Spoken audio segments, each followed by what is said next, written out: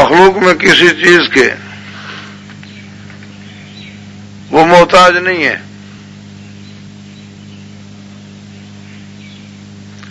جب وہ محتاج نہیں ہے تو ساری مخلوق ان کی عزت کرتی ہے.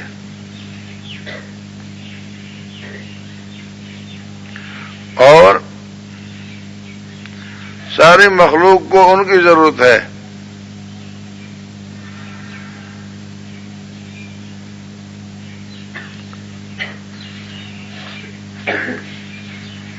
بادل برستا ہے اللہ کے حکم سے. اس بادل کو لے کر چلنے چلانے والے فرشتے ہوتے ہیں.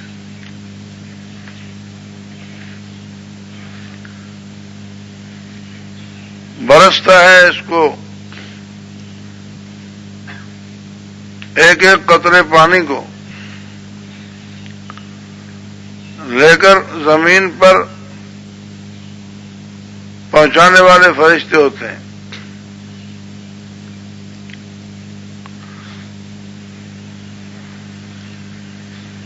پورے نظام عالم میں اللہ تبارک و تعالی نے یہ سلسلہ بنایا ہوا ہے.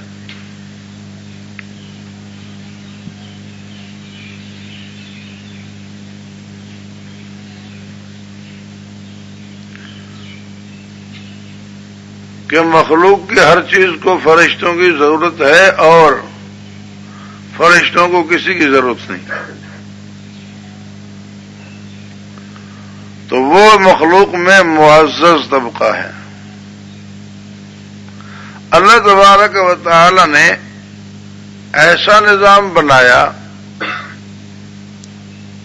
کہ جب معزز طبقہ ہی انسان کی عزت کرے گا تو باقیوں کو از خود کرنی پڑے گی.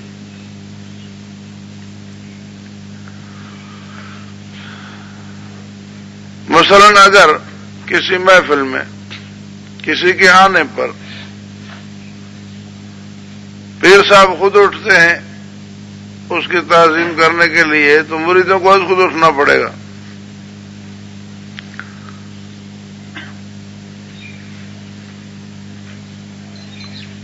جب استاد اٹھتے ہیں اس کی تعظیم کرتے ہیں تو شاگردوں کو از خود کرنی پڑے گی.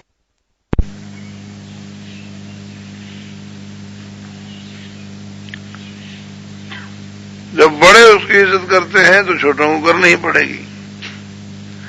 تو اللہ تبارک و تعالی نے ایسا نظام بنایا کہ فرشتے انسان کی عزت کریں.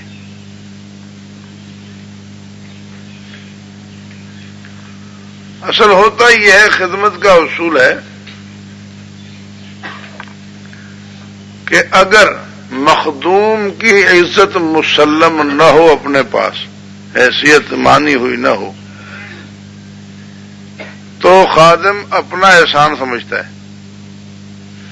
اور اگر مخدوم کی حیثیت عزت مسلم ہو تو خادم مخدوم کا احسان سمجھتا ہے کہ میری خدمت کو قبول کیا. اس کو آپ یوں سمجھیں کہ اگر کوئی غریب مسکین فقیر آدمی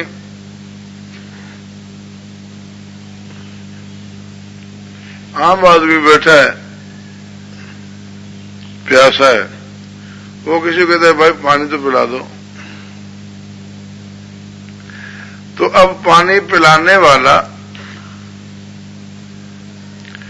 سمجھتا ہے میں نے اس پر احسان کیا کہ میں نے اس کو پانی پلا دیا، کیونکہ پرلے کی حیثیت مسلم نہیں ہے. لیکن اگر شاگردوں میں استاد، مریدوں میں پیر، اپنے ماتحتوں میں بڑا، اپنی رعیت میں بادشاہ، کسی سے کہے کہ میں تو مجھے پانی پلا، تو پانی پلانے والا اپنے اوپر بادشاہ کا احسان سمجھے گا، اس پانی مانگنے والے کا احسان سمجھے گا کہ بھئی اتنے سارے خدام تھے، اگر ان سے لے لیتے ہیں، لیکن مجھے کہا اس خدمت کے لیے، تو اس کو ایک خوشی محسوس ہوگی اور اپنے اوپر احسان سمجھے گا۔ یہ بات سمجھ آ رہی ہے؟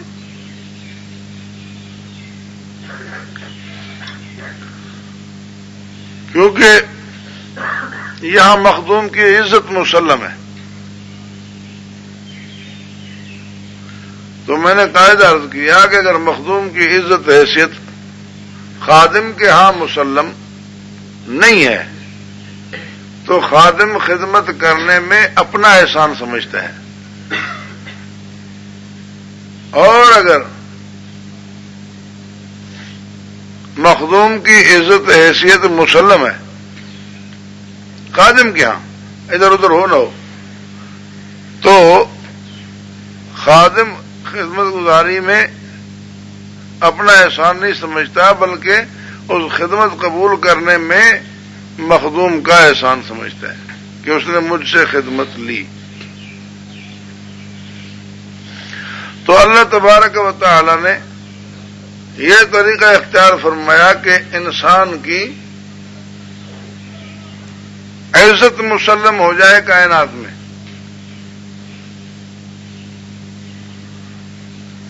جب اس کی عزت مسلم ہو جائے گی تو کائنات کا ذرہ ذرہ جو اس کے کام آئے گا وہ اس پر احسان نہیں جتلائے گا،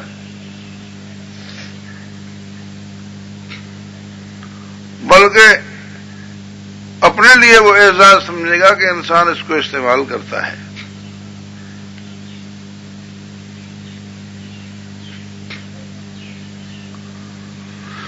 اس کے لیے اللہ تبارک و تعالی نے جو طبقہ سب سے زیادہ عزت والا پہلے ہی تھا مخلوق میں، ان سے عزت کروا لی انسان کی۔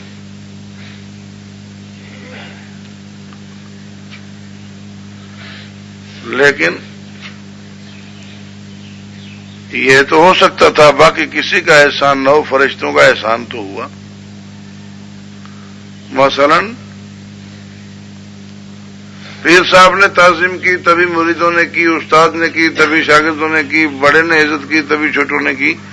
چھوٹوں کا نہ بھی ہوا احسان، لیکن اس بڑے کا، پیر کا، استاد کا تو احسان ہوا جس نے تعظیم کی۔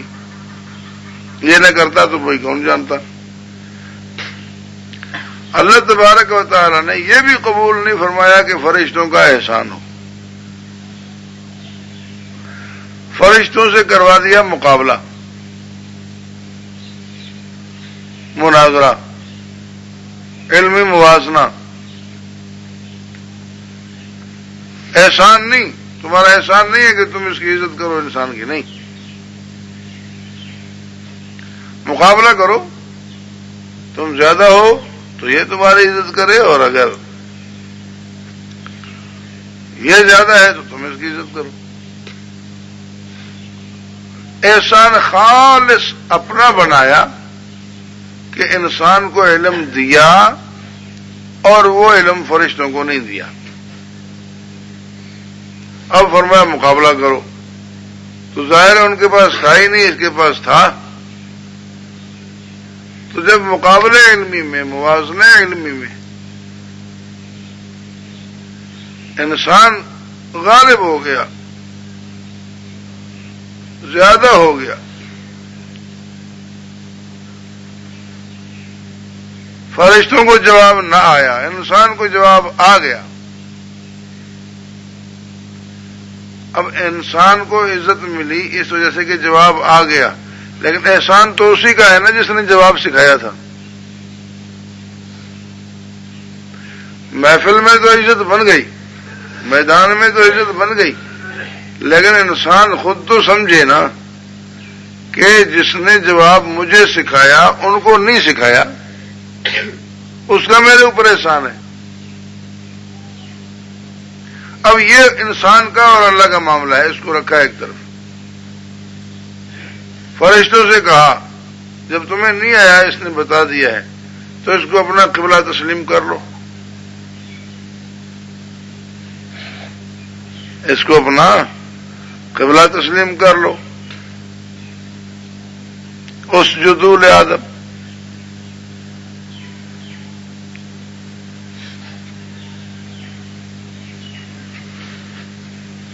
یہاں پر ایک قول تو مفسرین حضرات یہ فرماتے ہیں کہ سجدہ تعظیمی یعنی صرف جھکنا، الانحناء، یہ پچھلی شریعتوں میں جائز تھا مخلوق کے لیے اور اس شریعت میں حرام ہے.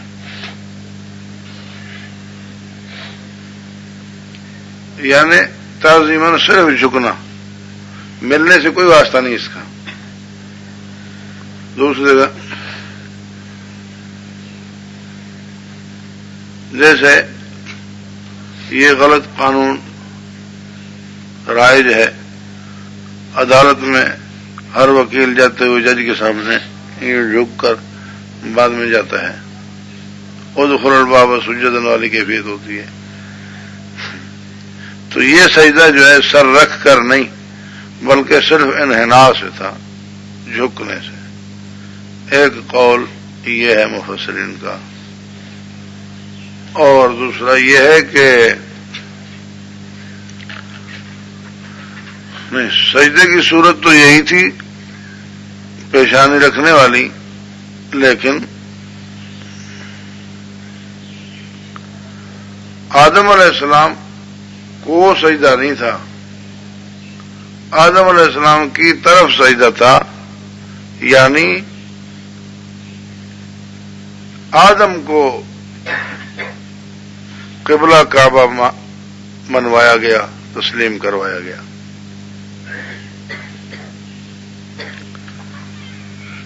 سجدہ اگرچہ اس کا نہ ہو جو سامنے ہے، اس کے باوجود اس کی طرف منہ کرنا، اس کو آگے رکھنا، یہ غیر مسجود کے لیے بھی ہے. مثلا اگر امام کو پیٹھ دے دے کوئی، نماز اس کی نہیں ہوتی. امام کو پیٹھ دے دے، نماز اس کی نہیں ہوتی.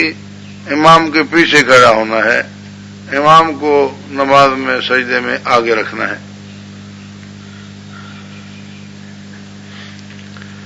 امام ہو یا جہت امام ہو، بہرحال امام کو آگے رکھنا ہے. اسی طرح سجدہ کعبۃ اللہ کا نہیں ہے،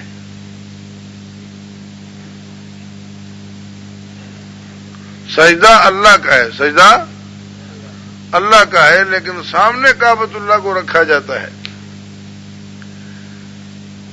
تو اللہ کی مرضی ہے، جس چیز کو قبلہ بنا دے، جس جگہ کو قبلہ بنا دے. اللہ تبارک و تعالی نے کعبۃ اللہ کو قبلہ بنایا، ادھر منہ کرو سجدہ میرا کرو. پھر بیت المقدس کو قبلہ بنایا، ادھر منہ کرو سجدہ میرا کرو.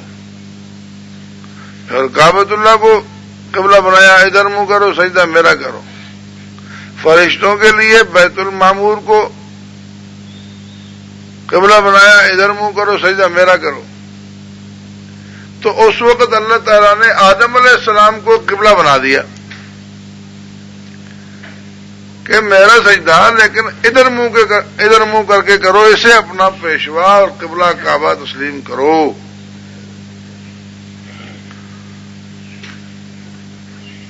تو فرشتوں کے سامنے تفوق علمی ظاہر فرما کر اللہ تبارک و تعالی نے فرشتوں کو دکھایا کہ یہ عزت کا حقدار ہے، اس کی عزت کرو. جب حقدار ہے اس کی عزت کرو، تمہارا احسان نہیں ہے.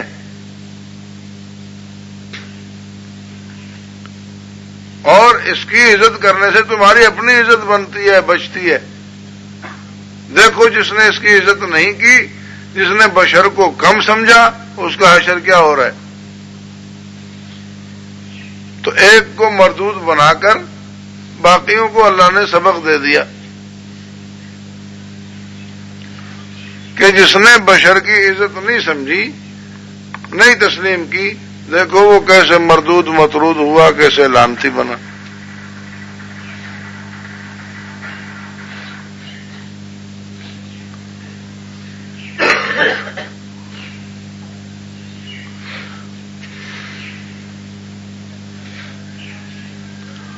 تو اللہ تبارک و تعالی نے فرشتوں کا بھی احسان نہیں بنایا انسان پر،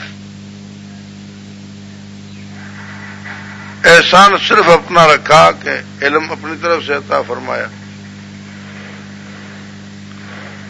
اب جب فرشتے اپنا قبلہ مانتے ہیں، انسان فرشتوں کا مسجود ہوا، فرشتوں کا قبلہ ہوا، تو باقی سب جو تھے وہ تو ویسے ہی فرشتوں کی عزت کرتے تھے، مخلوق کے افراد جتنے بھی تھے ان سب میں فرشتوں کی عزت مسلم تھی۔ اب فرشتوں کے ہاں جب انسان کی عزت مسلم ہوئی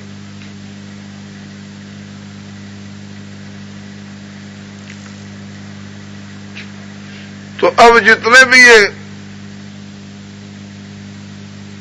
پورے جہان والے افراد خدمت کریں گے انسان کی تو وہ خوش ہوں گے کہ حضرت انسان ہمیں اپنے کام میں استعمال فرما رہے ہیں، حضرت انسان کی خدمت کا ہمیں موقع مل گیا۔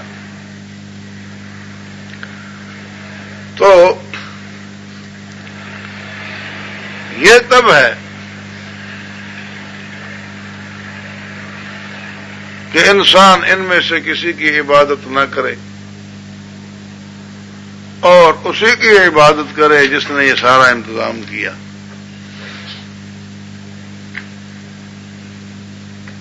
تو اگر انسان کی عزت مسلم نہ ہوتی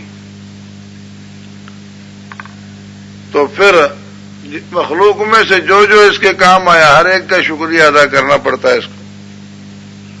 سورج میاں تیرا شکریہ تو نے روشنی دی، چاند میاں تیرا شکریہ تو نے ہمیں چاندنی عطا کی، پانی صاحب آپ کا شکریہ، آگ جی آپ کا شکریہ۔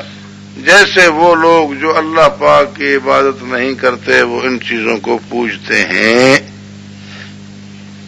محسن اصلی کی معرفت انہیں حاصل نہیں ہوئی، وہ ان چیزوں کو واقعی پوجتے ہیں، لیکن اسلام نے یہ بات بیان فرما کے اور مسئلہ صاف کر کے دیا ہے کہ پوری مخلوق اے انسان آپ کی خدمت کر کے فخر سمجھتی ہے اپنے لیے، آپ کی خدمت کرنا اپنے لیے باعث فخر سمجھتی ہے، کیونکہ آپ تو انسان اس عظمت والے ہیں کہ فرشتوں کے بھی آپ قبلہ اور کعبہ ہیں، اور اگر آپ کو سر جھکانا ہے تو اس ذات کریم کے سامنے جھکائیں جس نے آپ کو علم عطا فرما کر اور فرشتوں کا بھی قبلہ بنا دیا۔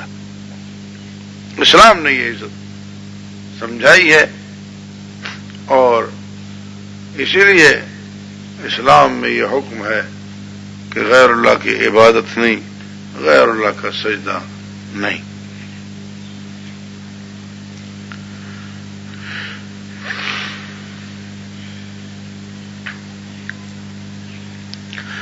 تمام فرشتوں نے سجدہ کیا لیکن شیطان نے نہیں کیا،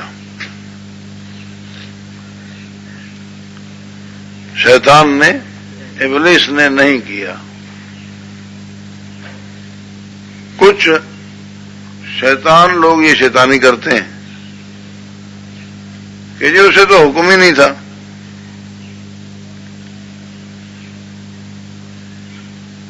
حالانکہ اللہ تبارک و تعالی اس سے پوچھتے ہیں ما مانا کہ اللہ تسجد اذ امرتک،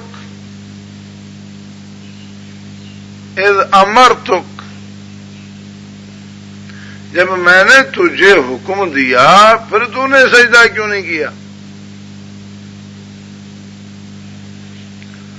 شیطان نے تو یہ نہیں کہا کہ خدا بندہ آپ نے مجھے حکم نہیں دیا تھا،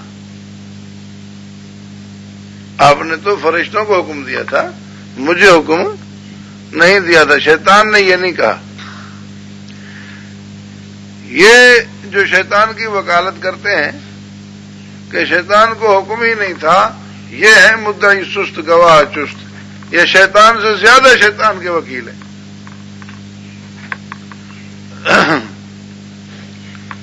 حالانکہ حکم دینے والے رب نے یہ فرمایا ہے اذ امرتک، میں نے تجھے حکم دیا.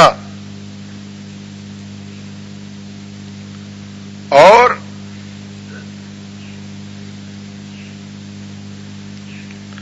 وہ خود بھی آگے سے یہ نہیں کہتا کہ آپ نے مجھے حکم نہیں دیا.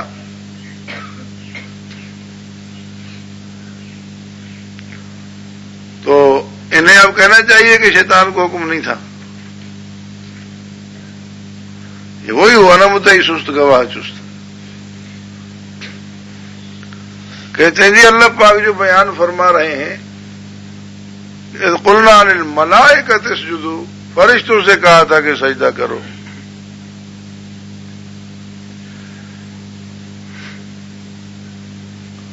تو یہ تو بیان کے وقت ہے نا. اذ قلنا، یہ ماضی کی بات بیان کی جا رہی ہے نا کہ جب ہم کہا تھا فرشتوں سے کہ سجدہ کرو.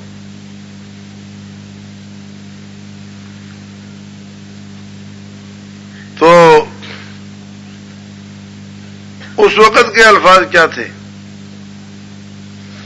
یہ تو بعد میں بات ہے نا کہ ہم نے کہا فرشتوں سے کہ سجدہ کرو، لیکن اس وقت کیا تھا؟ صرف یہ تھا نا سجدہ کرو. مقولہ کیا ہے اس قول کا؟ وَإِذْ قُلْنَا لِلْمَلَائِكَةِ اسْجُدُوا لِآدَمَ. تو مقولہ کہاں سے شروع ہوتا ہے؟ فرمان کیا ہے؟ اسجدوا لآدم، یہی ہے نا. تو عند الامر جو مقولہ تھا وہ تو یہ تھا اسجدوا لآدم. اور وہاں پر فرشتوں میں یہ بھی موجود تھا، فرشتوں میں یہ بھی موجود تھا. حکم یہ ہوا اسجدوا لآدم. وہاں تخصیص تو نہیں ہوئی ملائکوں کی. اسجدوا لآدم مقولہ تو یہ ہے نا. تو ملائکوں نے بھی سجدہ کر لیا، فرشتوں نے بھی سجدہ کر لیا یا نہیں؟ تو وہاں اس کو تو بطریق اولا کرنا چاہیے تھا. جب اس سے بڑی عزت والے وہ سجدہ کر رہے ہیں، وہ تعظیم کر رہے ہیں، تو اس کو بطریق اولا کرنا چاہیے تھا. تو اس نے نہیں کیا.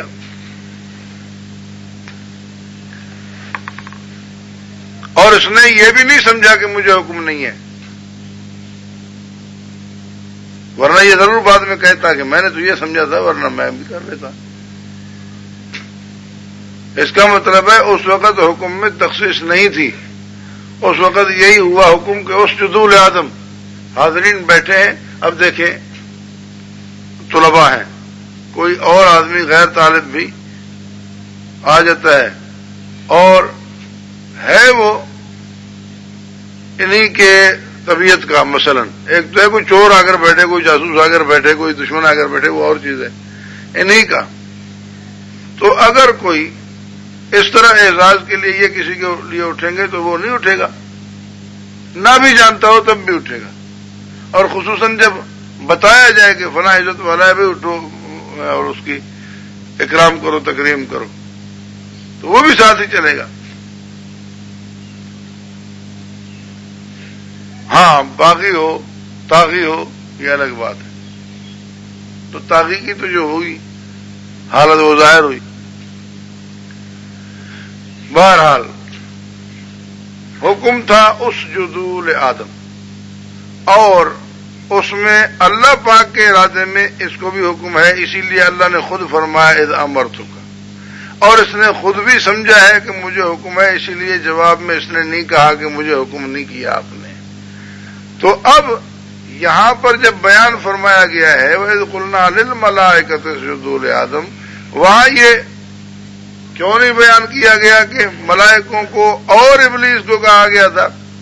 تو جب یہ اتنا بے حیا ہے تو پھر اللہ تعالیٰ اس کا ذکر ہی کیوں کرے؟ سمجھ آ رہی ہے بات؟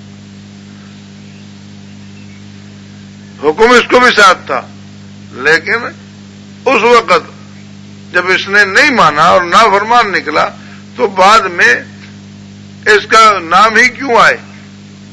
پھر تو یہ ہوا نا کہ جب فرشتوں کو بھی حکم ہوا جو اس سے بھی بڑے تھے اور انہوں نے بھی سجدہ کر لیا تو اس خبیث نے نہیں کیا، پھر اس کے نام لینے کی ضرورت ہی نہیں ہے۔ اس کا نام نہ لینا، وَإِذْ قُلْنَا لِلْمَلَائِكَةِ وَإِبْلِيسَ نہیں، اس کا نام نہ لینا یہ اس کی بے عزتی، اس کی تذلیل اور توہین کے لیے ہے، ورنہ حکم اس کو بھی تھا، تبھی تو رب نے فرمایا کہ امرتو کا، اور اس نے خود آگے سے یہ جواب نہیں دیا۔ اور یہ بھی نہیں ہے کہ بولا نہیں تھا ہے وطن، یہ بھی نہیں ہے، کیونکہ بولا تو بہت ہے، انذرنی الی یوم یبعثون، بولا تو بہت ہے، تو یہی بول دیتا انا خیر منہ خلقتنی من نار وخلقتہ من طین، پوری بحث کی ہے اس نے۔ تو یہ نہیں ہے کہ بھئی تعظیماً نہیں بولا، ڈر کے نہیں بولا، ایسی کوئی بات نہیں تھی۔ اچھا جی،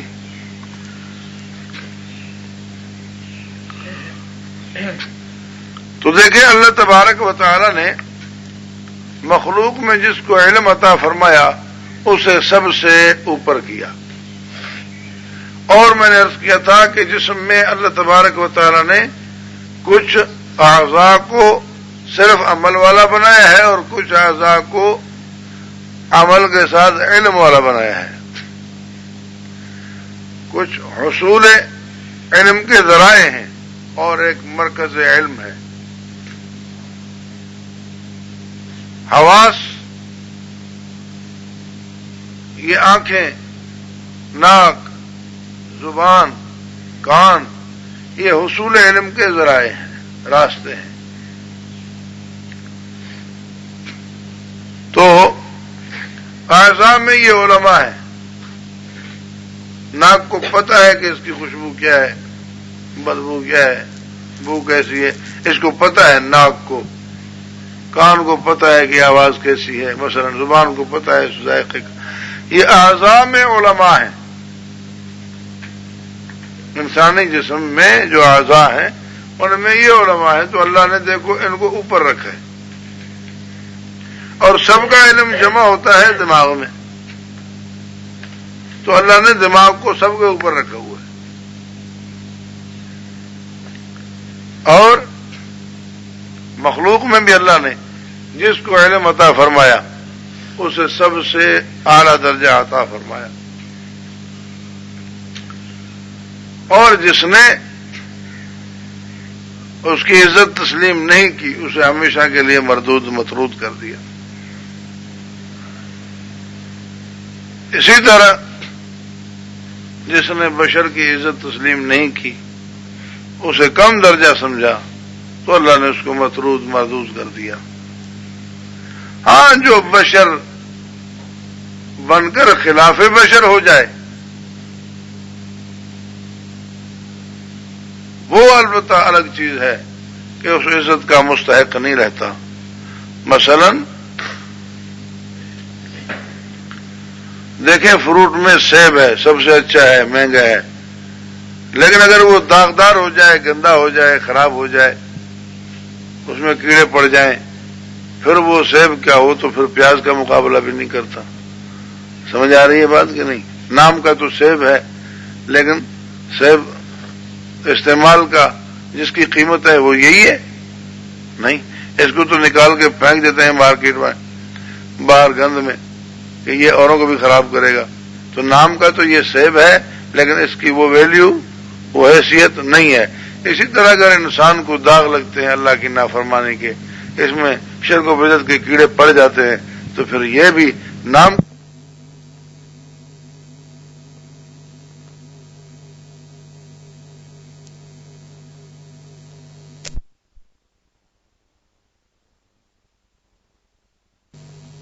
على الملائكة فقال أنبئوني بأسماء هؤلاء إن كنتم صادقين، اور سکھائے آدم کو نام سارے. پھر پیش فرمایا ان کو، یعنی جن کے نام تھے فرشتوں پر. پھر فرمایا انبئونی باسماء ہؤلاء، خبر دو مجھے ان کے ناموں کی اگر تم سچے ہو. اگر تم سچے اس بات میں کہ اس کو پیدا کرنے کا کوئی فائدہ نہیں ہے اور خلافت کے ہم مستحق ہیں، تو پھر ان چیزوں کے نام بتاؤ، یہ کس کس کام آئیں گی. بادشاہ جو تمہیں ملے، حکومت جو تمہیں ملے، تو تمہیں پتہ ہے یہ کس کس چیز کا کیا کیا نام ہے، یہ کس کس کام کی ہے، کیسے استعمال کرو گے.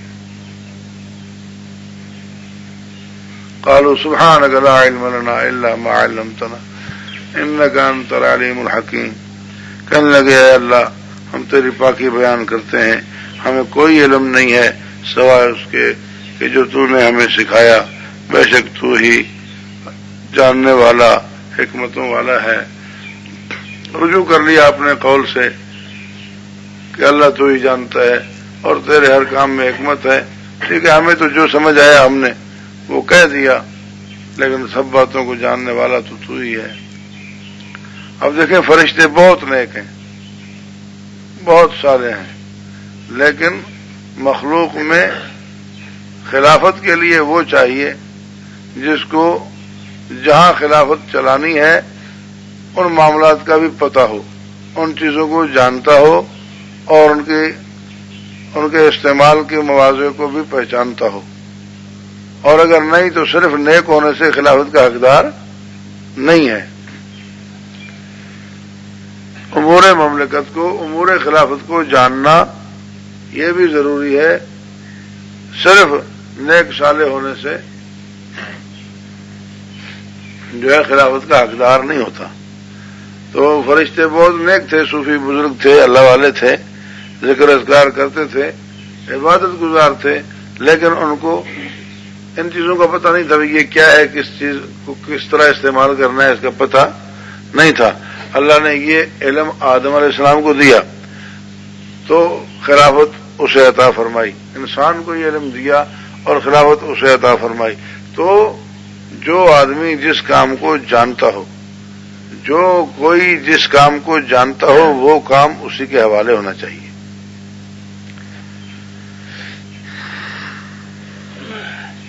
قال یا آدم انبئہم باسمائہم، فرمایا اے آدم خبر دے ان کو ان کے ناموں کی. فلما انباہم باسمائہم، پھر جب خبر دی ان کو آدم علیہ السلام نے ان کے ناموں کی کہ یہ فلاں چیز ہے، فلاں کام آتی ہے، آئے گی. قال الم اقل لکم، فرمایا اللہ تعالیٰ نے الم اقل لکم، کیا نہیں کہا تھا میں نے تمہیں انی اعلم غیب السماوات والارض، میں جانتا ہوں آسمان اور زمینوں کے غیب کو. وَأَعْلَمُ مَا تُبْدُونَ وَمَا كُنْتُمْ تَكْتُمُونَ، اور جانتا ہوں جو کچھ ظاہر کرتے ہو اور جو تم چھپا رہے ہو. جو ظاہر نہیں کرتے وہ بھی جانتا ہوں. ظاہر تم نے یہ کہا کہ ہم آپ کی تسبیح تقدیس کرتے ہیں، تنزیہ کرتے ہیں، اور وہ ایسا ہوگا ایسا ہوگا ایسا ہوگا، اور اندر اندر میں دل میں جو کچھ تم رکھے ہوئے تھے. مثلا اگر یہ ہو کہ ہم سے زیادہ عزت والا تو کوئی اور ہو نہیں سکتا مخلوق میں، یا ہم سے بڑا عالم تو کوئی ہو ہی نہیں سکتا. پورا جہان ہم نے دیکھا ہوا ہے، زمین آسمان ہم نے دیکھے ہوئے ہیں، بڑا ملک دیکھا ہے، بڑی دنیا دیکھی ہے، ہم سے زیادہ معلومات تو کسی کو ہو ہی نہیں سکتی. بالفرض اگر یہ ہو تو جو کچھ بھی ہے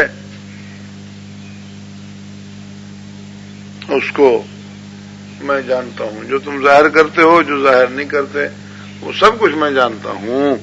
اور اللہ تبارک و تعالی نے علم میں آدم علیہ السلام کو غالب ظاہر کر کے، افضل اور اعظم ظاہر کر کے وہ بات بھی ان کی ختم کر دی کہ ہم سے زیادہ معلومات کس کو ہوگی، یہ تو ابھی ابھی پیدا ہوا ہے، اس نے تو دنیا دیکھی ہی نہیں ہے۔ تو اللہ پاک جس کو چاہے نواز دیں۔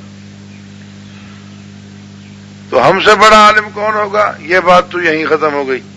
اور آگے کے ہم سے زیادہ عزت کس کو ملے گی، اس کا علاج ہو گیا اسجدوا لآدم۔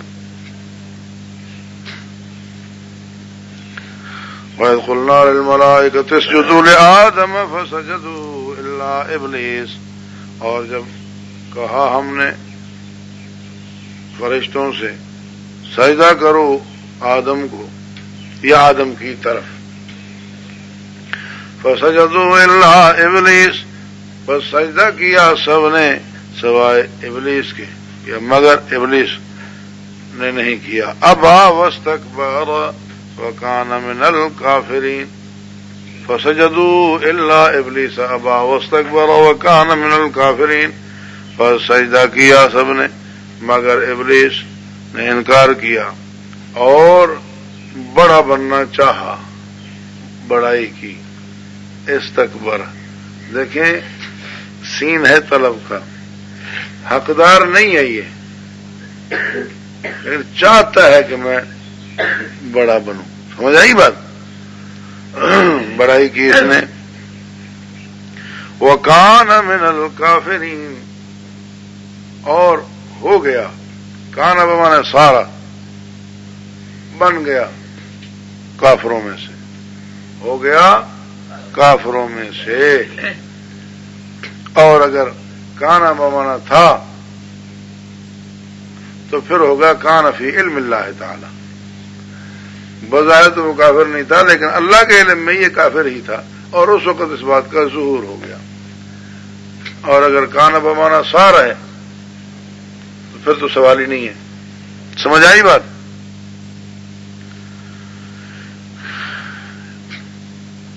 تو اللہ تبارک و تعالی نے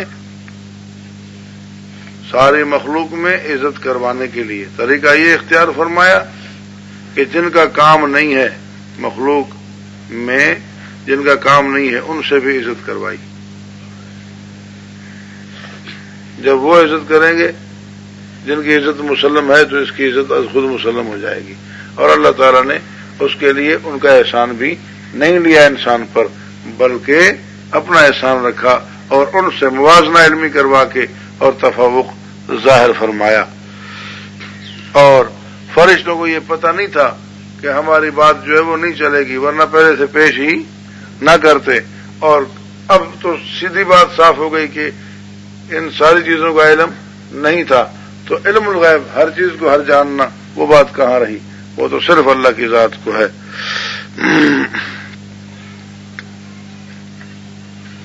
اور اللہ تعالیٰ جس کو جب چاہے علم عطا فرما دیں۔ آدم علیہ السلام اس وقت پیدا ہوئے، ان کا علم تجربے سے نہیں ہے کہ تجارب سے، نہ ان کا علم کو ہے اسباب کے ذریعے، سیدھا اللہ تبارک و تعالیٰ نے ان میں مل کا یہ علم رکھ دیا کہ از خود وہ جس چیز کو اللہ تعالیٰ پوچھتے ہیں وہ انہیں پہلے سے معلوم ہے۔ تو یہ عام رواجی طریقہ تعلیم کا نہیں تھا کہ یہ یاد کرنا ہے، یہ یاد کرنا ہے، بلکہ اللہ تبارک و تعالیٰ نے اپنی طرف سے ملکہ رکھ دیا۔ جیسے اللہ تعالیٰ بچے کو دودھ چوسنا سکھا دیتے ہیں، کس طرح چوسا جائے، وہ آرام سے پیدا ہوتے ہی جانتا ہے اس بات کو۔ تو اللہ تبارک و تعالیٰ کسی کو یوں بھی نوازیں کہ جو علم اللہ تعالیٰ اپنی طرف سے جب عطا فرما دیں کوئی اللہ سے پوچھنے والا نہیں ہے۔ اچھا جی، اور اللہ تبارک و تعالیٰ نے اس اپنے خلیفے کو قبلہ بنایا۔ کیا بنایا جی؟ قبلہ بنایا۔ جس نے نہیں مانا وہ لعنتی ہوا۔ انشاءاللہ اس کی تھوڑی تفصیل پھر کل آئے گی۔